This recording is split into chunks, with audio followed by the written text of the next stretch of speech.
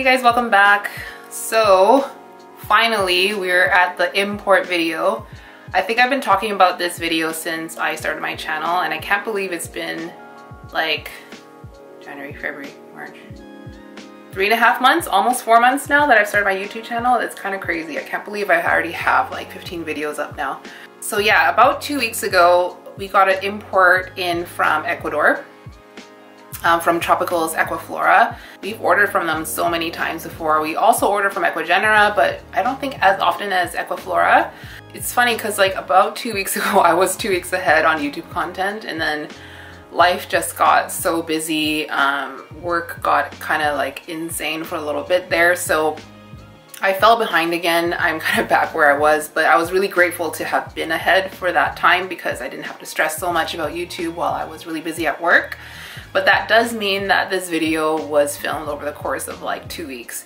And I really did want to make it like a shorter process just to, you know, get everything kind of sorted out quicker and more in line with how I normally acclimate imports. But since I had to film it for YouTube, it kind of took a little bit longer, and you'll see how that kind of progresses throughout the video. So yeah, this import is my first big aeroid import. Well, not big, like first, you know, real aeroid import of 2022. It's way less plants that I used to be getting. Like a couple years ago, I'd be getting like 20 plants, 20 plus plants, and now I'm down to like 5 at a time. Not just because I'm like trying to save money and stuff, but also because there's just not that many species that I know that I will love, and I think I've definitely come to realize the types of plants that I can have like more like a lasting relationship with, if you will. There are a lot of plants that, you know, look good in photos, but when I get them, they just don't do anything for me. And like a good example would be like varicosum. Like I don't really, like they're nice to look at, but I don't really feel anything for them when I get them in person. So that's definitely shaped the way that I purchase plants, and I'm definitely trying to downsize my collection and just collect the plants that I know that I'm good with, that do well with me, and I really just focus on growing them and not just collecting sheer quantity. The first part of the video is going to be the day that the imports arrived. So this was a group order between myself, Jing, Charmaine, and Erin. The plants arrived, Jing picked them up, and she brought them over to Charmaine's house where we kind of divided them up, but then we had Jing do her unboxing in the lobby of Charmaine's building. And then it's my unboxing. So I unboxed the 5 plants that I ordered. After that, that same week, also another Hoya import came in. So I unboxed a Hoya, and then I go through the acclimation process of like, you know, cleaning the roots, cleaning everything up, getting them potted up and into the place where they're gonna be like kind of chilling out and acclimating to their new homes. So at the very end, I'll show you how I got them all set up, and then I'll meet you back here at the very end. So yeah, I think that's it for the intro. So yeah, I'll see you back here at the end. Whoa. Okay, that's huge. Holy smokes, that's huge. Wow.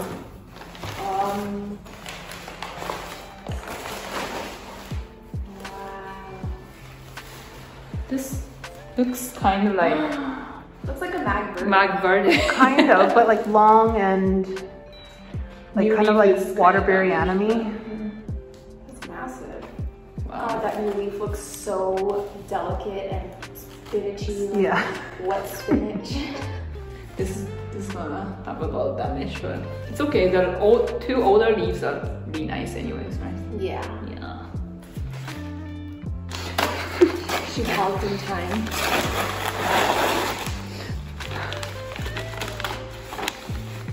My heart's So weird pounding. though, it's like potted.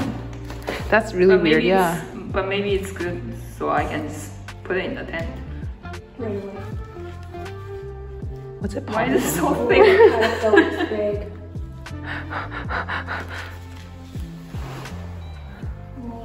Oh, it's so cute. Is it silvery? No, not really. I think it's more green than the SP silver. Yeah, I think so too. It's less, it doesn't have that blue tint. Oh, it's so pretty. This is in really good condition. I wonder what it's potted in. It was weird, like fibrous thing when I saw it. Yo. So what's the difference between the platinum with SP silver then if this is silver? That's longer. These leaves are Maybe that's the difference. Ooh, ooh, those veins. Oh my god. Wow. Jing, that is so Pretty. beautiful. Oh, There's that does definitely look, a difference. yeah, it looks different. Yeah, oh, there's it's so pretty. And now we have to compare to SP silver, I assume. Yeah. What is it? Didn't you just Oh, I open got it? the large one. I think this is the. You're getting second hand. She's gonna shit. Just ripping it open like savage. I'm scared. You're so quiet. We're like not talking. Oh, hurt. Hurt. I didn't realize you got 3 of them. Oh, Girl. look at that I caterpillar. just want to see the difference, you know. That's an expensive observation. Oh my goodness. Is it different? It's maybe lighter color. It looks the same. It looks a little bit pale.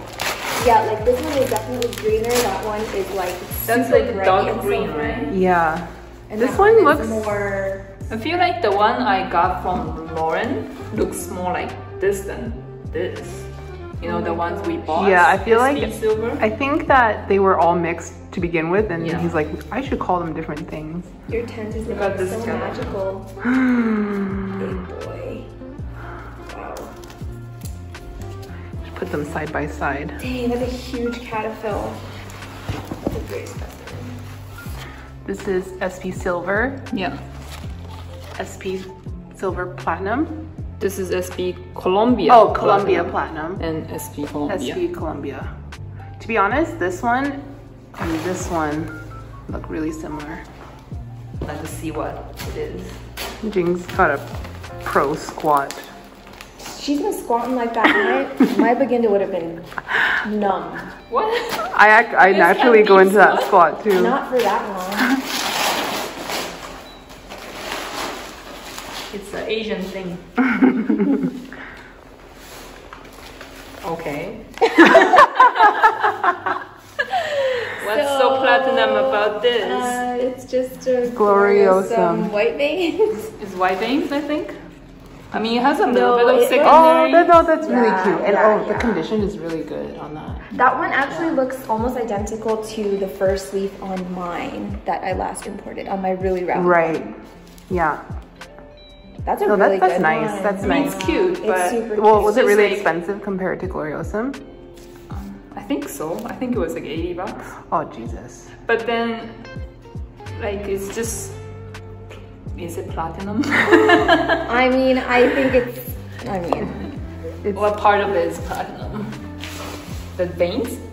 I guess it's really firm. Yeah, I mean the conditions Really are good really good condition. except for just this new leaf, but it's Yeah, that was. this is more what I was looking for, I guess. Oh, that's so cute. And it looks perky too. Yeah. So cute. Wow. Wow. Wow. It's so cute. I like Love this it. one. And I just have Oh, that's nice. whatever esmeralda and silver is. What the heck? Okay. Okay. Okay, what's But silver there's about it? silver about it. think Oh yeah, there's a bit of like a like a metallic-y. There it finish? goes. Yeah, or like along the Like midrib. it's a little. Usually it's just green, right? Yeah, yeah. Oh, that's super interesting. Yeah. Like this leaf, you can really see. Oh, weird. That's so crazy. I wonder why it does that. That's cool. It's cute. You guys didn't get the. You guys got this one, right? The SP Colombia. Mm-hmm. Yeah. And nobody got SP silver? Or because you guys already have it? Yeah, I didn't get that one. I'm so fucking scared for how large this is. I thought it was gonna be small. Serpent? Yeah. Okay, so I'm home now. Just had a giant sushi dinner, so I feel really gross. So I got 5 plants from this import. I got 2 SP Columbias and 1 Anthurium Bessier Ave and 1 Philodendron Linamii and 1 Gloriosum. So I've already seen Jing's, as I will have shown you already, and I've already seen Charmaine, so I'm not going to get my hopes too high because I think it was a bit of an underwhelming reaction to theirs, except for the SP Columbia, no, SP Silver Platinum, SP Columbia Platinum, whatever that one that Jing got, that was amazing. So I'm gonna just open them up in the order of how much I think I'll like them. Okay, so first one is Philodendron Gloriosum.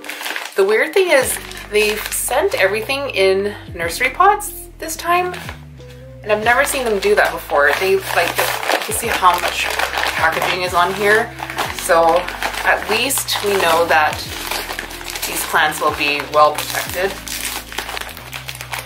I'm glad I can cut out a lot of footage because this is always like the most excruciating part of a live unboxing. Just getting all the tape off.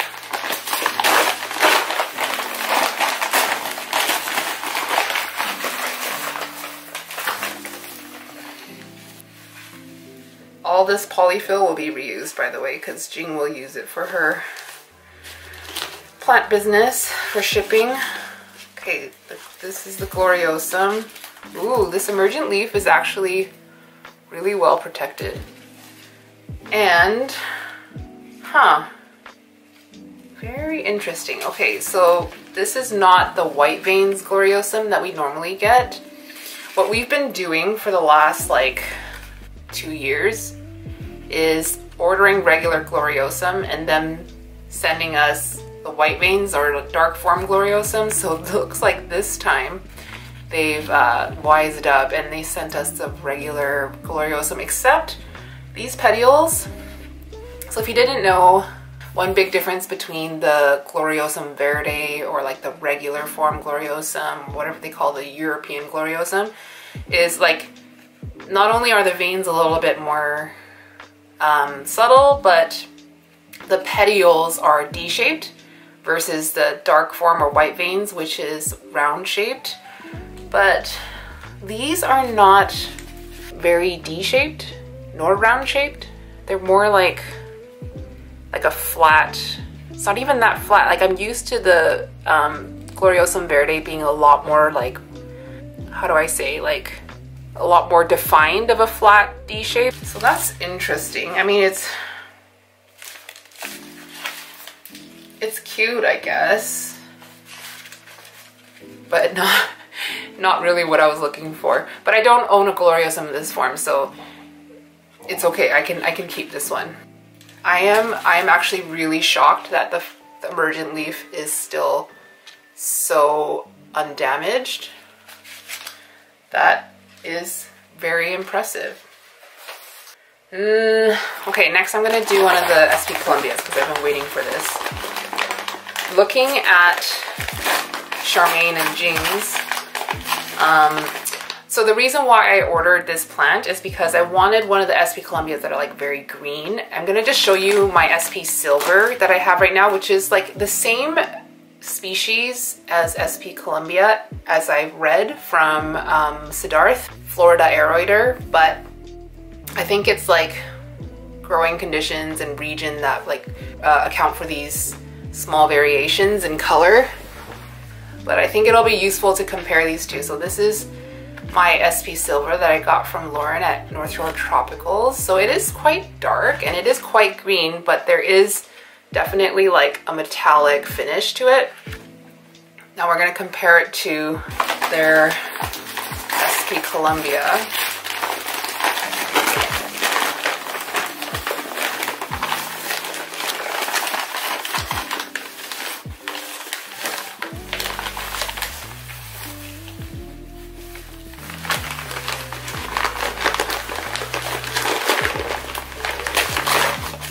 out.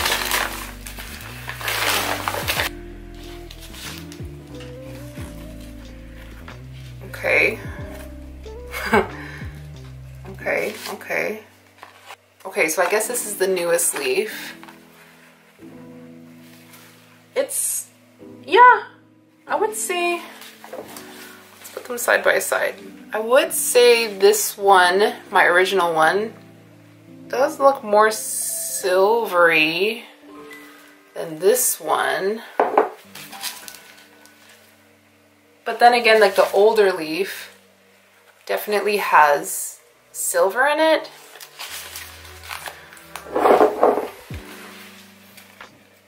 I really feel like this is the exact same plant. If you looked at the footage of what Jing unboxed, the SP Columbia and the SP Silver look like exactly the same plant. But I'm not super mad at it either. This one is very, very elongated. Oh, it smells like philodendrons in here. Okay, let's open the other one and compare. This one is like a wider package.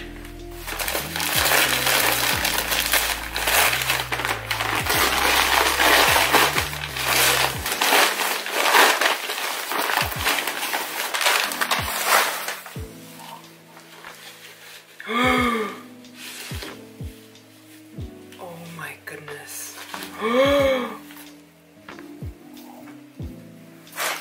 You guys, oh my god.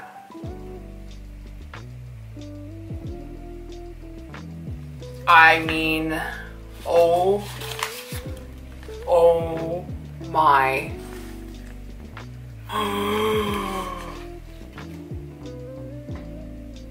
No.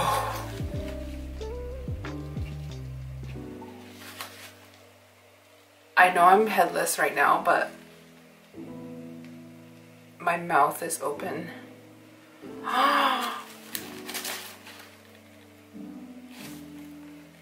I'm speechless. I love it so much. Oh my goodness.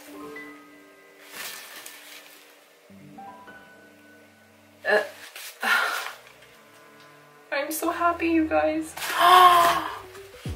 This is so nice. Let me compare it. Okay, so here are the two. This is the first one I unboxed. Which one's the newest leaf?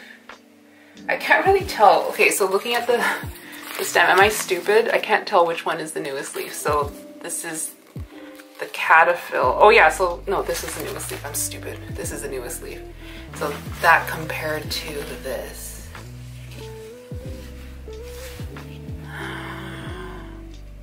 I like how different they are. Oh my goodness. Oh, I'm so happy. You guys, I'm so happy with this. This new leaf seems really soft still, so I'm gonna get this into water probably overnight and keep it in my bin so it doesn't yellow off. Oh, I'm so excited about this. Oh, yes. Yes. Okay, next one I'm gonna unbox is Anthurium Bessier Ave. I know a lot of people have this already. I was waiting for the price to come down and it was way cheaper now than it used to be. So a year ago, I think this was $100 US. And I think I paid like 30 for it, 25 or 30. I've always really liked it. So I'm excited to add a new Anthurium to my collection.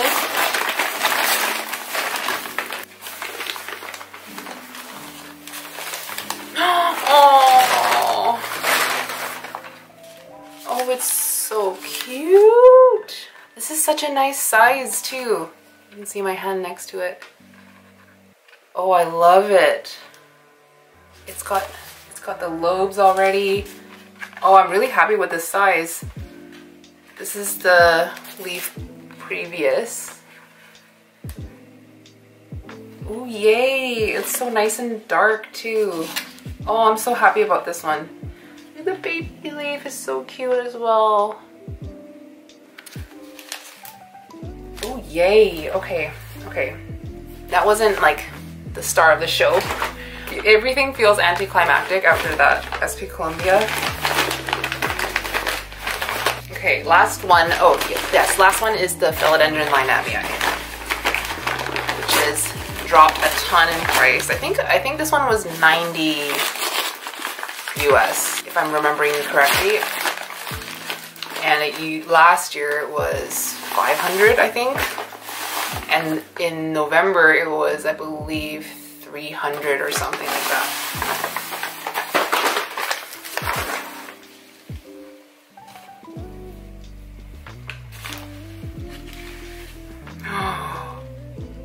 Oh, it's cute.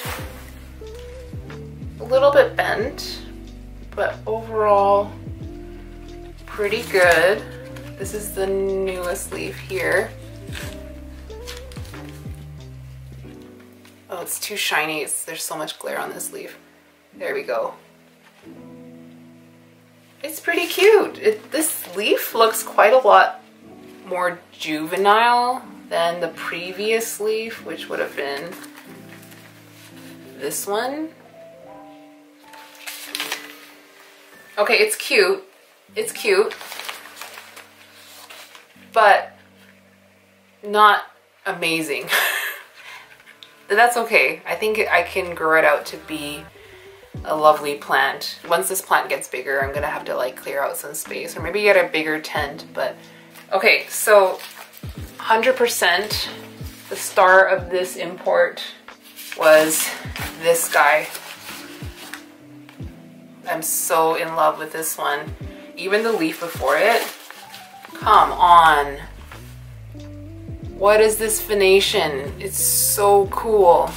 I'm gonna just put it up next to my original SP Silver.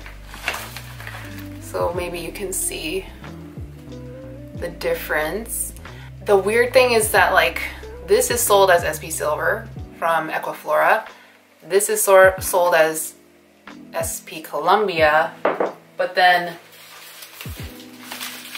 this is also sold as SP Columbia. And I would say like this one is coming off a little bit more bluey silver and a lot closer to this one. So that's, yeah. I don't know like how they're like separating these plants, but I feel really lucky that I got this one.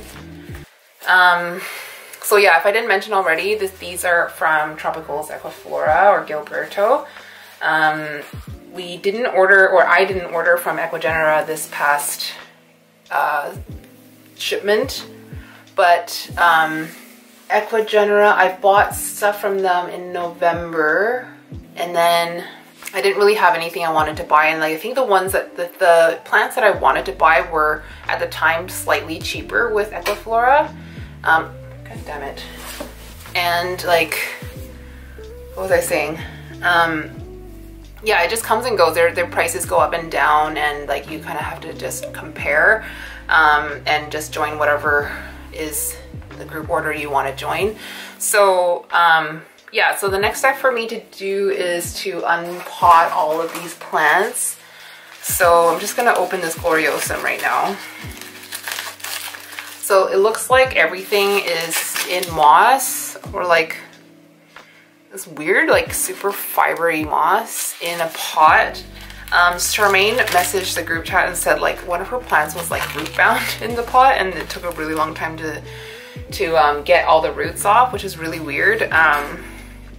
But yeah, I'll get all the roots off and then I'll stick them all in water, and realistically I'll probably keep them in water until tomorrow. My Exo light just turned off, so it's just gonna be a little moody now. I'm just unpotting with the plants, and I just wanted to show you the roots, and just in the spirit of being thorough with showing my acclimation process. So just taking, so this is something that's never happened before. This moss being in a pot. So this is brand new to me with Equaflor-a, or Ecuador for that matter. So it's in this like weird moss that I've never seen before. It's really fibrous, like almost like coconut fiber mixed in. And it's really fine too. It's like very powdery. And I'm finding like little weeds in there too. So let's just see what the stem looks like on this. Oh my god. That's a hunk. I'm seeing some nice thick live roots, and I'm seeing a lot of fine secondary roots, and just in my experience, especially with philodendron, secondary roots are the first to shed. Like, the plant is not going to keep those at all, so it's useful to just chop them right away rather than get them into your potting medium or your rooting medium, because they're just going to shed in the medium and then you're going to have all this rotten root in there. So once I rinse this plant off, that's going to be one of the first things I do, is to chop off. We should see if I can show you an example. Okay, so this is not the best example, but here is an example of a primary root. So that's the one that comes straight out of the stem, and then from it there are secondary roots that branch off, and you can see that the ends of those are already a little bit fried. I'm not sure if you can actually see. This is not the best example. I'm trying to find a primary root that's a bit thicker, but the ones that are live, like these aerial roots, are, I think, will make it. I'm pretty sure that the majority of these roots will not survive acclimation, which is okay, I think. Realistically, I think the new roots that will come out of this plant first is going to be from the new growth here, not from the mother stem. So any like dead caterpillars, I'm going to pull off before I get it in water, because that's just going to rot.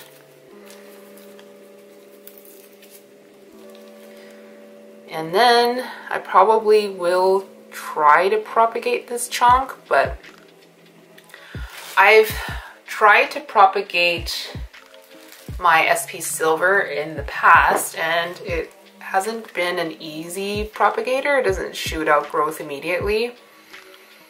So I'm not going to hold my breath on that one. It's a high likelihood that this stem will not produce anything for me. I'm not saying that it can't, but I think it might be a little bit difficult. So let me put this one away. I have one more, which is my favorite one, this guy. Let's just see what we're working with.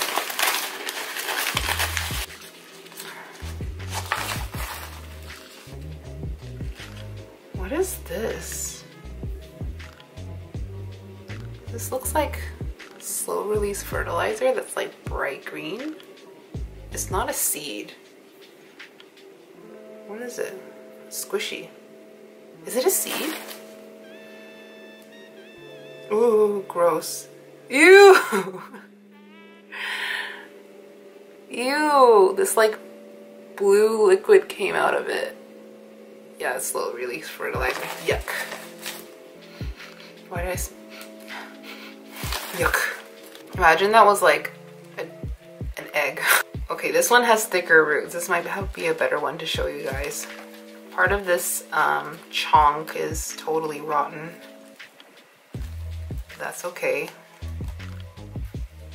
because it's not the main stem.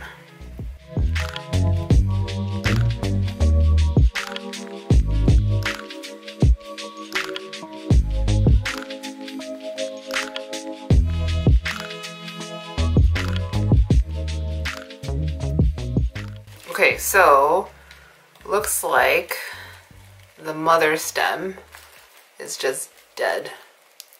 You see there. Yuck. So I'm just gonna see if I can pull that off. It's not wanting to come off, so I'll probably have to cut it off. Okay, here is an example. So here is a primary root. This is a little bit thicker. This is the primary root here, and then all this branching off of it is secondary root. And I guarantee you none of these secondary roots are going to survive. Philodendron roots don't tend to be that thick anyway, and like with the treatments that they have to put the roots through to get it through phyto, at least how I understand it, is going to put all these roots under severe stress, and it may not have shed already by the time it gets to you, but the likelihood of them shedding in the acclimation process is like pretty much guaranteed. So you might as well get ahead of it and just like shave it down to the primary roots, the one that look like nice and plump and healthy, and root it there. I find philodendrons do well with a start in water, and then anthurium roots, because they're often a lot thicker. I'll show you my anthurium Bessier Af. This is the Bessier Af. The roots are not like those thick udon roots, but they're definitely a lot thicker than the philodendron roots. But also because they are thicker, they have a higher likelihood of snapping. So even though it looks white right now, you do have to check for snappage. So what you can do is just like kind of dangle it like this, and then see if you see like a piece kind of flopping kind of weird. That's my very scientific method of finding dead anthurium roots. So I probably wouldn't really chop much of this off at all, and I'll just get that into moss to acclimate, because I've had success with imported anthurium roots this way. They don't shed quite so much as the philodendron roots. Okay, so I'm gonna get these washed. I'm not gonna bring you with me to the sink. I think that'll be pretty boring. So what I would do is I'll wash off as much of the moss as possible, and then I'm just gonna stick them in water and put them in an IKEA bin overnight. So it turns out I'm a filthy liar, and it is now a full week later and I haven't done anything with the imports. All I've done so far is I've opened the bin up every day for a little bit, and one time I did spray everything down with spinosad, just because one time I got thrips come in from Ecuador, so I didn't want that to happen again. So just preventatively, I've sprayed everything down. That systemic will absorb into their foliage and protect it from any possible eggs laid in the leaves. But I wanted to jump on here really quick and just unpack a couple of Hoya imports I got this week. So Jing and I joined a group Hoya order. I believe it's from Thailand, and we wanted a few Hoyas, but there was only one that was in stock at the time. But the one that came in is the one that we really wanted. So I just wanted to unpack that on camera. We actually both got the same Hoya, and mine is to replace one that was very precious to me but died. So I'm just gonna open it now. This one is mine, and I haven't looked at it yet. I just peeked in there to make sure that the plant was indeed in the bag, but oh my goodness. Oh, that's just precious. This is Hoya, why did I blank on the name? Hoya hypolasia. This is to replace my hypolasia that it imported in, I believe it was October or November of last year, and it suffered a lot of cold damage and didn't make it after a few months. So I am so excited to get this back. This one's actually bigger than my first one. I'm just gonna show you the leaf here. It has those like ripples down the middle, and it reminds me so much of Anthurium pallidiflorum. And it has a, I don't know if you can be able to see, slightly fuzzy adaxial here, but the abaxial is even more fuzzy. It's kind of got this like velvety touch. It's not quite as soft as something like a Hoya villosa, but it is kind of furry and soft like that. Ooh, I'm so excited. So this vine has already dried off from this node onwards. This vine is looking quite nice, and you can see this is not gonna make it, but we'll see if it'll focus. Where is it? Right here, there is a baby leaf emerging. That will definitely fall off, but this vine is viable. Ooh, I'm so excited. So I'm going to get that potted up tonight with you guys, and then I'm just gonna open up Jing's. Oh no, wait. that was Jing's. This one is mine.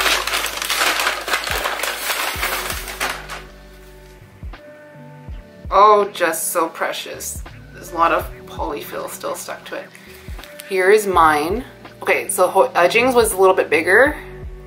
This is mine. There's a little bit of damage on the bigger leaf here. Oh yeah, you can see it more on the back. But again, bigger than my last one. This one actually looks thirstier than Jing's did, because you can see that these vines are quite shriveled up. So what I'll probably do with this one is maybe water root it for a little bit and then get it into my pond mix. But again, we'll do that together and we'll unwrap the roots and everything. I just wanted to jump on here really quick and just show you guys the 2 Hoya hypolasias that Jing and I imported, because Jing is going to be on her way here soon to pick this up, so I wanted to make sure that I got the unboxing filmed. I freaking love this Hoya so much. I'll put up a photo of what it can look like here, and I have no idea if it is a difficult Hoya or slow growing Hoya. I don't think the foliage gets that big. I haven't seen any photos of giant hypolasias, but possibly it could be a decent grower. I'm just not super sure. If anyone has a good experience with these guys, please drop any any care tips in the comments, like what you have it growing in, what you're feeding it. Yeah, so these are the 2 that just came in. I picked these up yesterday, and I'll come back later after dinner just to film what I do to fix it up after. I wonder if Jing wants, no.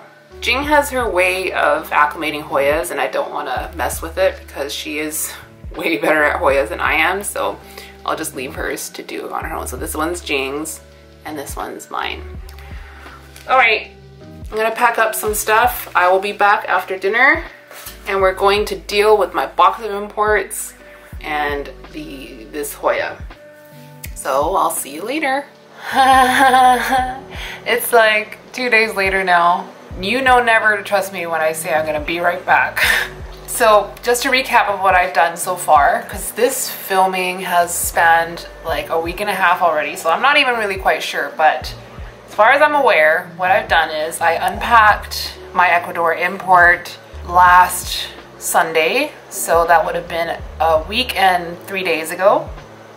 I removed their moss, I gave them a wash, and then I put them in water, and I've changed out the water a couple of times since then, and I've kept them inside a big IKEA bin, and I'll show you later what that bin looks like. I think I will. Don't hold me to that. I put them inside the big IKEA bin, but because the plants are kind of tall, I just have another bin on top of it as the lid. So they're not looking too bad. I have one vase with the SP Columbias inside. The nice thing about import roots is that because they had to be like scrubbed and cleaned, there's not a lot of substrate sticking to them, because this is not the substrate that they rooted in the first place. So it's quite easy to get the moss off, and I guess like the extra few days that they were without a substrate helped me to see whether any roots were going to survive, so I can like cut off dead roots with more confidence now, because the ones that were going to shed no matter what have already shed. Granted, them being in water this whole time has encouraged rot, but it is what it is. So I'm looking at it now and I'm seeing lots of dead roots, but some keepable roots. So we're gonna go ahead and let's start with this one here. So that was like my favorite one right here. Yum. And I'll put this one back, and I'll just show you what I would normally do to get it all cleaned up and potted up for its acclimation bin. So if we take a look at the roots here, a lot of these look really gross and really rotten, but being in water this time, you can see some of this like white stuff popping out, and these I believe are called primordial roots. These can either turn in, these can turn into roots, and you'll normally see this when plants are being water rooted.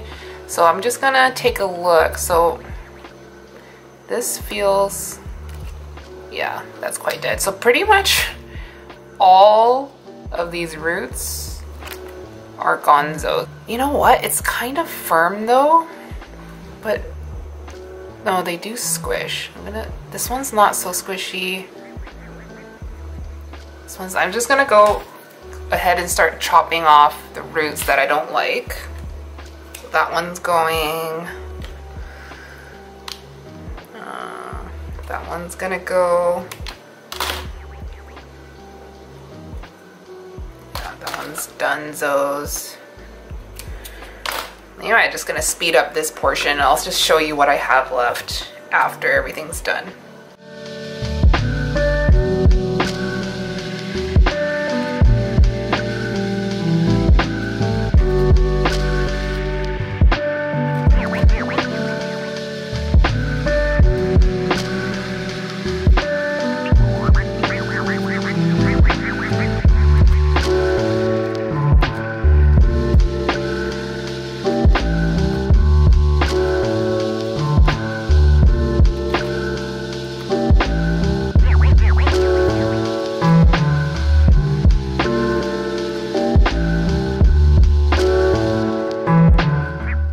Okay, so pretty much everything went except for this root, which is firm, and I'm going to wash it off and see. But you can see at the end here, I pulled off the secondary roots, but the end is still, is it gonna focus? The end of it is still kind of white, and what it doesn't squish the way the other ones do.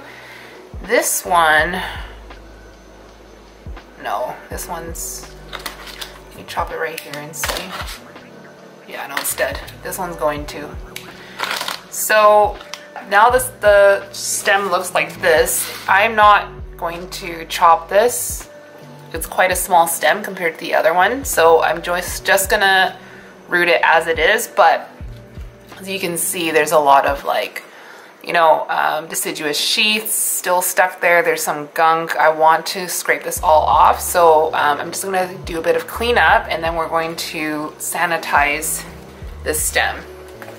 Okay, so I just have some water here for me to just kind of rinse the stem off. And then I have, you may have seen Charmaine's chunk cleaning videos with her earwax scraper. So I have a dental toolkit.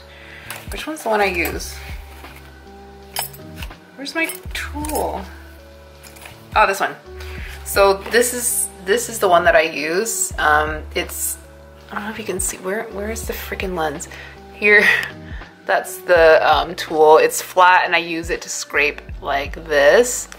It comes with other things, like if this one's quite sharp, like this one, so you can, I've never had to use it, but if I had to really scrape something really sharp with like a pointed tip, like here, I might use this one, but I've never had to use it. I only ever really use this one here. So I'm gonna go through and scrape off some of this like brown stuff. Oops, wrong end. I'm gonna scrape off some of this brown stuff here.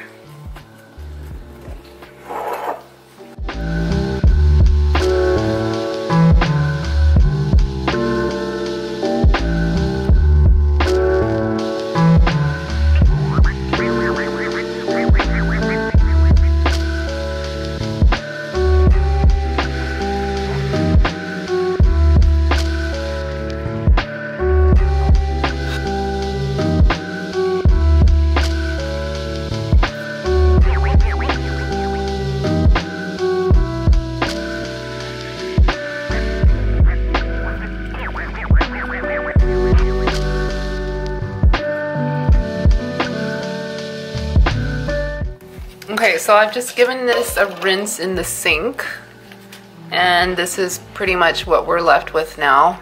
One that single root that might fall off, you know, it might shed, but we'll leave it on for now, and everything else is going to be fresh. Oh shoot, I forgot this sheath here.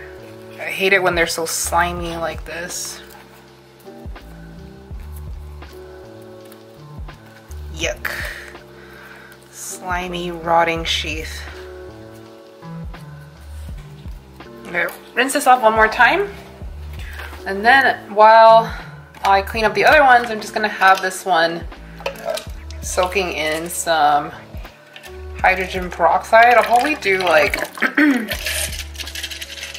1 to 4 of, I got 3% hydrogen peroxide solution here.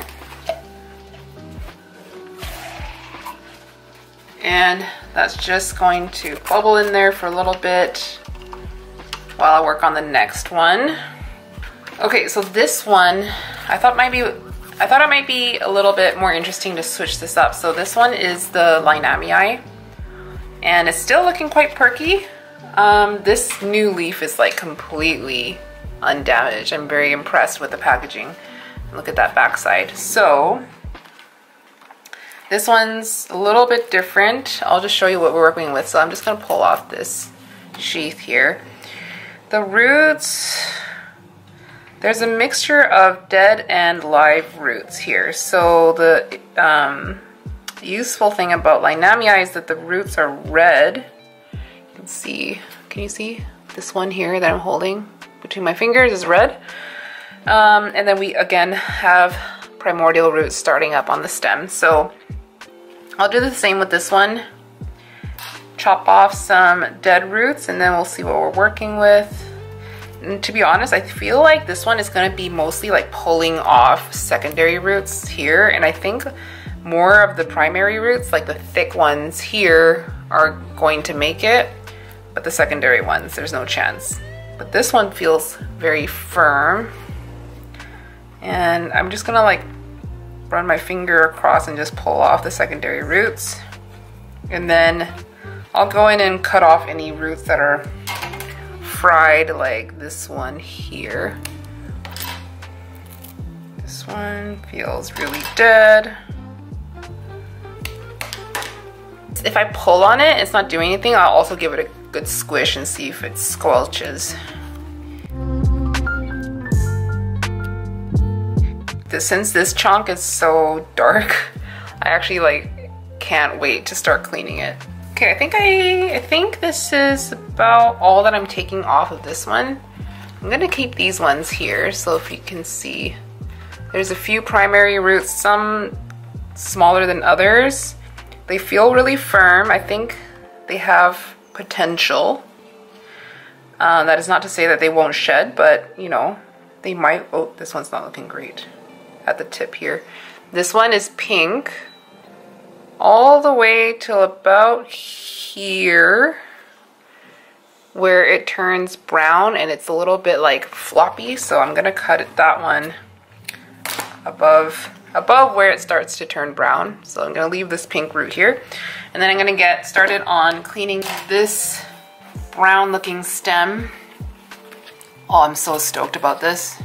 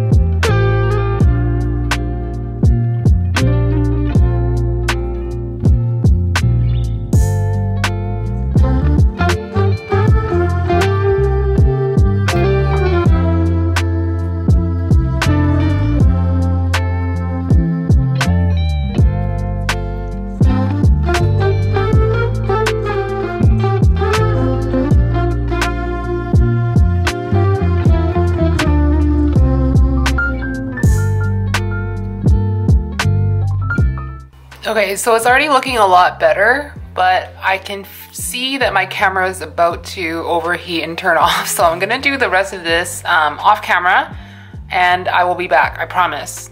I promise I will be back. Okay, see you in a bit. So here's the finished makeup look. Looking nice and fresh. I think these are the roots I'm gonna leave on. I think. I'm just combing my eyes through and looking for anything that needs to come off. You can hear that tapping, that's Huxley. This is coming off. So, doesn't this look like an anthurium stem? I'm going to chop this. So I have 3 leaves up top, a good amount of stem that's not going to do anything. I'm thinking of chopping it below these roots here in case they, you know, hang on, and that can feed these roots, but all the hormones are going to be up here ready to root, and I'm hoping that by cutting it here and all that scraping that I've done will activate the bottom to root. And I'm not sure if Linamii is difficult or whatever, but we're gonna do it because life is for living. So I don't know if my shears are big enough. I'm gonna cut it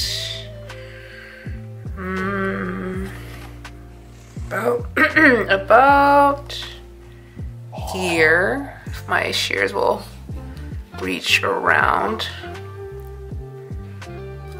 There we go. So that's the top cutting. I'm gonna pop that into the hydrogen peroxide. And this is the bottom. If I gave this to you and told you it was an anthurium, you'd believe me, wouldn't you? I'm seeing possibly an axillary bud. Where? Here, maybe? There's definitely one on the stem. I won't chop it any further. With chonk propagations like this, I prefer to keep it in my prop box, and that would probably go in my tent. So I do prefer to keep it in moss. So this one, I mean, I can callus it. I'll probably dip the top of this in rooting hormone. Actually, let me just go grab my rooting hormone. Okay, so I have sulfur dust here. I don't have a little container that I mix this in, so I usually just pour some into my hand and then dip the stem in it. But since we have a few to work with, I'm gonna do this, and then I'll use this to just mix it up. This is the end of the scraper that I didn't use. This still has the cover on it. And then we'll just dip that in here. Get that nice and covered. I might as well do it down here because I didn't scrape the bottom because I didn't want to like wound the bottom of the stem so much. But I don't want it to rot either, so let's get some sulfur on there too. And that's gonna go in moss. I mean, you could also do it in something like perlite, but okay, so this has been soaking for the whole time I've been doing that chonk, which has probably been like 20 minutes or something. So I think this is good to go. I don't love how woody the bottom part is, but well, that's okay. I'm gonna dry it off with a paper towel and we'll leave that, and we're not going to chop this one. So I'm gonna get this one potted up, and once again, this is my lovely SP Columbia. You know, I might just go with one of my taller iced coffee cups. So it'll be like this. So the substrate you want to use with your import, it really is up to you, like what you're comfortable with. If you're comfortable with water rooting, with like a bubbler or something, by all means do that. I don't often water root. I'm not against it or anything, but it's not something I do often. And I do definitely like to keep imports in water for a while, at least a day after I import them, just because they're so dehydrated. And it's for philodendrons especially, I find that they perk up a lot better with just like being submerged in water. I have for a while been just rooting my imports in a pond mix, and I've been enjoying that because it roots well. It's easy to see the roots if I'm putting it in a clear substrate, and it's easy to continue growing it because I'm growing so many plants in that medium. permanently. So that's what I'm gonna do. I have my pond mix here and I'm gonna just pop this in. So if you've been watching my videos, you will have heard me talk about the mix that I use. So that is Lechuza Pond, coarse perlite, and orchiata. And that's where we're gonna root this guy in. So there is one root, which means that I'm going to use Myco on it.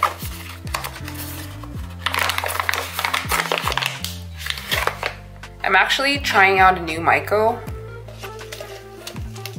Maybe I'll talk about it in another video, but today I'm gonna use the one that I normally use. I'm just gonna try to get it on the root itself. Otherwise, there's no point. And I'm leaving, let's leave like a good inch and a bit at the bottom.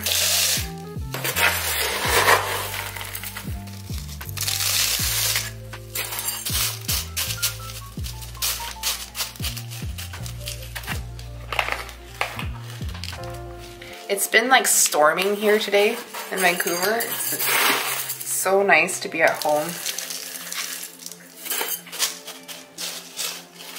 So a lot of people ask if SP Columbia is a crawler or climber, because they seem to do both. Kind of like how a mame can climb and also crawl at the same time, and I kind of feel like it can do both. This one seems to be kind of crawling.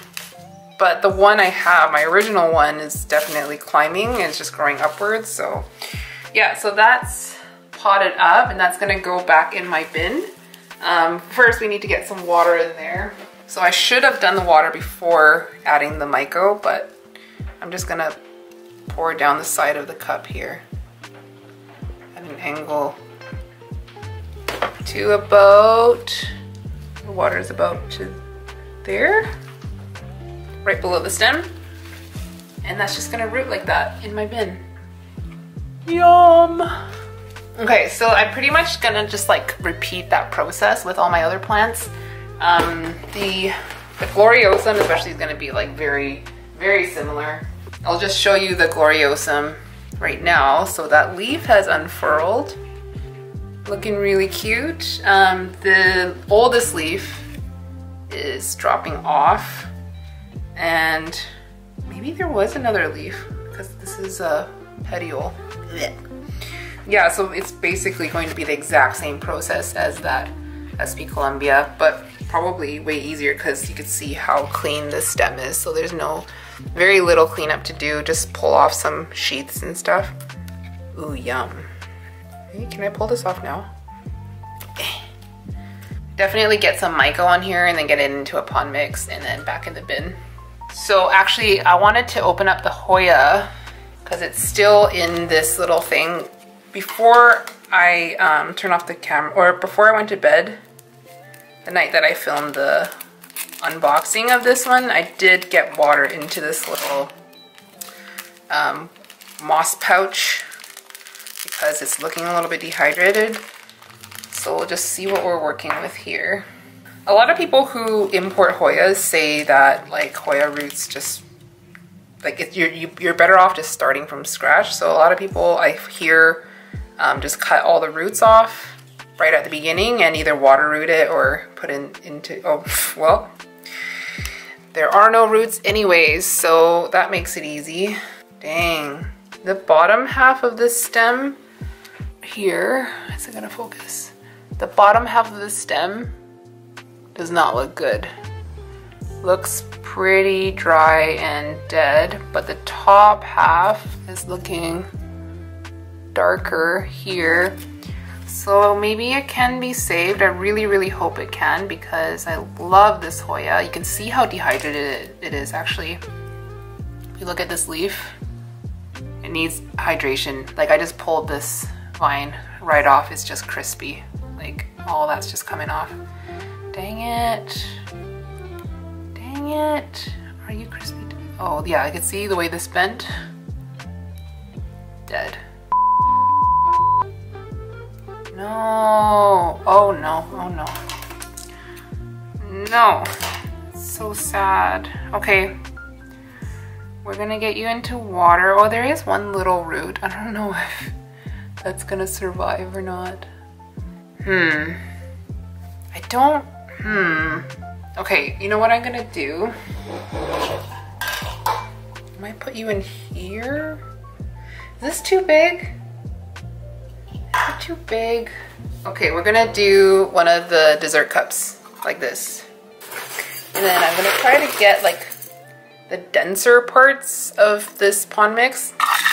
So not as much of the really big chunks of perlite. And we're gonna put you in here, maybe like at an angle, like that. Like that. And then we'll get you all covered up. This one I think I'm just gonna acclimate inside of the Hoya cabinet. And just like really hope for the best. Honestly, all of this stuff would have been done way sooner, but I had to film all of it, so this is like, this whole thing has dragged on for way longer than it needed to. I think that is about done. I'm gonna get some more of the finer pond and just top it up a bit. Just want it to be sturdy. Okay. That's what we're gonna root you in. Good luck, little guy. So I've kept the water reservoir a little bit higher on this because I kind of want it to like almost water root, so it's almost up to here. It's probably touching the stem, but also I've been finding the pond inside the Hoya cabinet drying out pretty quickly these days. So I really don't want this to dry out. I need this plant to make it because I'll be really sad if I lose another one. So this is gonna go in the cabinet, not too close to the light, but I want it on like maybe mid-level so I can get some of the warmth from the lights. And yeah, so what I think I'm gonna do is I'm gonna continue to clean up these plants, and I'll show you how they're all potted up and in their like acclimation spots. And yeah, so I will be back. Yeah, I'll be back. Alright, so here we are back in the plant room. This is where I'm acclimating all the imports. This orange like bugs me so much now. I'm gonna have it changed out. But I do have plans, this is totally side note, but I do have plans to kind of change everything around here. I kind of want to get this exo down into this space, which means I'll have to get rid of that exo, that little low exo, and maybe like move it here or something.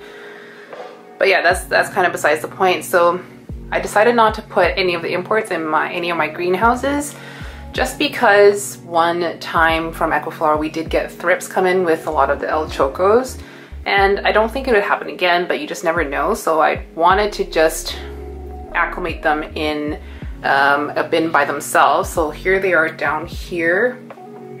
This is a large IKEA bin, 2 bins stacked on top of each other, so there's enough height for the taller plants. So one thing I like to do is keep them near to a grow light, but I don't get a grow light right on top of the bin, just because I want to reduce the stress at least for the first couple of weeks, because you know, light can be a source of stress, and I just want them to have a kind of like a moderate amount of light, high humidity and warmth, so they can focus on rooting and recovering from the journey. So basically they just get the cast off light from that grow light here into here. I've acclimated lots of imports this way and it's done well. The only things I don't acclimate this way is Hoyas. I prefer to give them brighter light to start with. I don't know if that's what you're supposed to do, but that's what I do with my Hoyas. So yeah, like they're not in here at all. They're all in here. So let me just open up this bin. Okay. So you'll notice all of them are wet. This is because I've treated them all with spinosas. So that's a systemic pesticide. And that's just to prevent them from getting thrips, or, you know, that's just to prevent thrips from hatching while they're in this bin. I do have another plant in here that's not from this import, this Philodendron genevievana. So this plant has been living inside this bin since November, and it acclimated in there. It was a rootless top cutting, and it's pretty rooted now. It's growing pretty happily and I don't really have a spot for it, so I've just been keeping it inside this bin this whole time. And I don't want that plant to get thrips or any other pests. But I just wanted to show you guys how they look. So the last time you would have seen these plants when I potted them up was a few days ago, 4 days ago. So far they're doing okay. No signs of decline since getting potted up. This is one of the SP Columbias. Obviously no root growth yet, but I just wanted to show you how they're potted up. I probably do need to add some water to these today. And then the other SP Columbia still looking nice and perky. Happy about that one. This is the Linamii. This one's looking floppy because it's the new leaf, but the older leaves are still looking nice and plump. And all of them are in this exact same rooting medium. This is the Gloriosum, and it's also in the pond. And lastly, the Bessier Af, also in the pond, but in a pot with drainage. I just put it in this like saucer, and I'm just gonna keep that full of water all the time. So it's yeah, this is where they're gonna be at least for the foreseeable future, maybe at least, I don't know, 3-4 weeks until until I can clear some space, because I'll just gonna swing you around to the grow tent here. So here's my grow tent.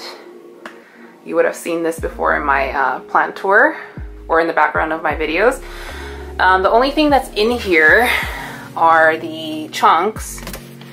So let me just open up this prop box here. This is the Linamii and this one is the SP Columbia. I decided to try out tree fern fiber for these just because I got some tree fern fiber in, and I was just sitting next to the moss and I was like, why not try this? So I mixed this with some of my pond mix. Mostly just to stretch it out a bit further, but just also because I've heard conflicting things. This is my first time ever using tree fern fiber, and I've heard that it dries out fast. I've also heard that it dries out slow. So just to make sure that there are air pockets in there, because I don't want the bottom of the stem to rot, I just mixed some amendments in, but mostly it was just to stretch this out further because tree fern fiber is freaking expensive, you guys. So yeah, this is my first time using it. I'm using it just like I would moss, and we'll see how it goes. The stem pretty much looks exactly the same as when I plopped it in here. I'm not doing it like semi-hydro or anything. I just kept this moist, and I'll top it up with water when it dries out, but it'll be a long time before it dries out in this prop box. Those were the only other two propagations. So this is the only thing that's in a different rooting medium. I do like how the tree fern fiber really clings together. I think it holds together really well. So far I really like it. I just wish it wasn't so hard to get and so not so expensive. Like, it's more expensive than pond. It's the most expensive substrate that I've ever used. I was joking with Charmaine that like we get our payouts from like YouTube and things like that. We just spend all our money on freaking wood chips and rocks and stuff, which is kind of ridiculous, but that's the life that we live. One day I'll probably get the plants out into here. I do want to maximize my tent space a little bit more because I can't fit a bigger tent than what I currently have. So I really do wish I had like a shelf that's perfectly 4 feet wide, so I could utilize this space a little bit better, but this is the best I can do for now, and it's pretty full house in here. I do have to get rid of some plants this spring so I can make room for these bad boys. Look at how nice these two look together. Hey, this leaf is actually so stunning. Anyway, so if you watch this video to kind of learn how to import and like risks involved, my best advice is for just to try on plants that aren't really expensive. And definitely join group orders and order when they're doing a massive show or something, or even just like attend the show and pick out plants there that look healthy. Obviously the risk with like pre-ordering is that they pick the plant for you and then they send it to you, so you have no choice over like what size you get. Like sometimes they like send one group like these giant specimens and another group get like seedling size for the same price, and it really just comes down to what inventory they have. I don't even know if it has anything to do with like if you order first or not. It's really just luck of the draw. So a couple of things that I've been noticing a lot, you know, for the last few years is that like every year there's going to be new people importing, and just things to kind of remember when you're importing plants, especially from Ecuador when they're doing like high volumes, is that it is a risk to import the plant. You're not always going to get something like Instagram ready, healthy, thriving, already growing, established. It's definitely not going to be established. And you have to kind of like go into it with the mindset that it is a rehab. And that's why you're paying a cheaper price for the most part. Sometimes their prices are a little bit like out of sync with the local market, so it might actually be more expensive to buy it from Ecuador versus here. So know your local market and like import the plant if it is like financially sensible for you to do it. If it doesn't come in perfect, but it is a viable plant that you can root and grow, I don't think that you should be asking for refunds. I've been seeing this a lot, like someone got a queen and it came in and over the course of a week started crisping at the tips, and then they asked them for a refund. I don't really think that's fair, because the point of importing is that you're taking on a bit of the risk. Otherwise you'd be just buying locally established and acclimated plant. The other thing I've seen a couple times is like when someone, you know how like when you get a plant, I'm just gonna show you with this one. So my other SP Columbia came with this like giant mother stem that plant was propagated off of. This is like, you can think about this as just like a bonus plant. What you're paying for is the plant that grew off of it, like what this would be, but the giant mother stem that it was cut off of is kind of just a bonus. So if this thing is not viable, but the new plant, the new growth off of that stem is viable, then you got what you paid for. So I've also seen people like asking for refunds when like this thing was like woody and dead and dying, and like only the new plant was, and they feel cheated because they didn't get what they paid for, but they actually did. You didn't pay for this, you paid for this. So really, like, you should be only asking for refunds if what you get is kind of like dead on arrival, or it's not going to make it. Like one time, our first import from Ecogenera, actually, we imported a bunch of these plants. I forget what it even was called. I don't remember. It was Charmaine's plants, and they came in on all of them were literally like crispy. Like the entire plant, you could just crumple it up and it would just turn into dust. We got refunds for that. Like something that is like, it's never gonna grow. That makes total sense to ask for a refund for. Yeah, and essentially don't let people tell you how exactly to do it. Some plants are hardier than others, so do your research on the care requirements of the plants. The philodendron and anthurium enthusiast groups on Facebook are really great resources for that. Bear in mind there are also people in those groups that are like really gatekeepy and like saying like, no, you're doing it wrong. I say just go on a fact-finding mission, find out like if this plant seems to be easy to care for or what, but like it's good to also research where they come from and like what the temperatures normally are. Ecuagenera and Equaflor-a are helpful in that way, because with every single plant they'll write like, for example, intermediate warm or something like that. And I think really when it comes down to it, it's like give them light, give them warmth, give them water in some form, but root the plants how you feel comfortable. If up until now all you've done is moss and it's worked for you, then keep doing moss. Because really at the end of the day, when you're acclimating plants, it's really just kind of like the same process as propagating a plant. Like use the same methods that you would to root another plant that you took a cutting of. For the most part, you're going to be re-rooting plants that you get in from scratch. My advice is to go easy on the plants in the first few weeks and give them like as close to the conditions that they came from as possible. and then slowly transition them out to where you want to grow them in once they have the root system to sustain themselves. So yeah, just take it easy at the beginning and then like slowly transition them out, because just think about like you taking a really long flight to a country, you get there and then immediately you have to like spend a full day like doing things. Like you're not going to be functioning very well. You need to have some rest away from light. You need the conditions that you're comfortable with so you can recover from the journey. Let's say like you lost all your luggage along the way, which is kind of like losing all your roots. You need time to like recover that before you can kind of start functioning as like a normal human being again, or feel like a normal human being again. I don't know if that is helpful to anyone, but importing is so much fun, you guys, but it's really easy to go overboard. So I really highly do recommend taking it easy. The plants will always be there. I'm speaking from experience. I went crazy at the beginning and I bought too many plants. It was fun, I don't regret it, but if I were to do it over again, I probably would have paced myself more.